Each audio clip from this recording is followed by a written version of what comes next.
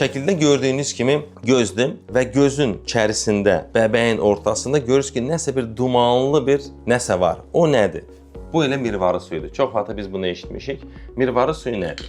Bu bizim gözümüzdür. Gözün içində, düz bax burada, şəffaf bir linza olur anadan gəlmə.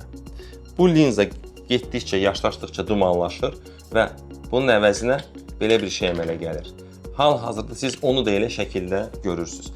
Onun müalicəsi yoxdur, sözün düzü.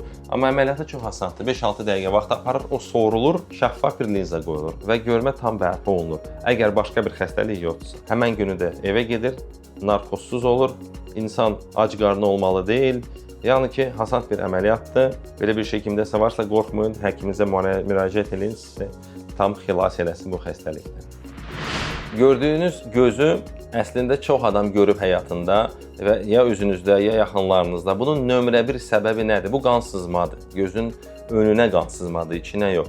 Bunun nömrə bir səbəbi, yəni ki, 99% insanlarda arterial təzyiqin, yəni ki, qan təzyiqin artmasıdır. Bu çox vaxtı gecələr əmələ gəlir. Səhər insan oyananda balaca nöqtə görür, sonra balaca yavaş-yavaş o nöqtə başlayır böyüməyə və elə bil ki, göz qanla dolur.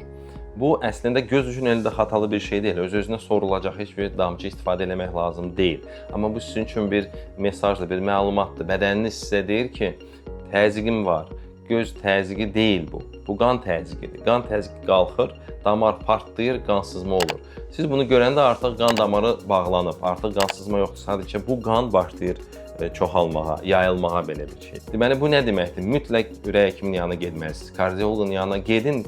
Qan təzyiqinizi evdə aparat varsa onu ölçün. Çox vaxtı qansızma olanda artıq təzyiq aşağı olur və siz elə bilirsiniz ki, yox, bu qansızma təzyiqə görə deyil. Başqa vaxtı beyninizdə qansızma olsa, ürəyinizdə belə bir qansızma olsa, ya başqa bir orqanda, onda bunun təhlükəsi çox böyükdür və böyük bir problemlərə gətirə bilər. Onun üçün vaxtında siz diqqət yetirin belə bir məsələlərə. Sağ olun.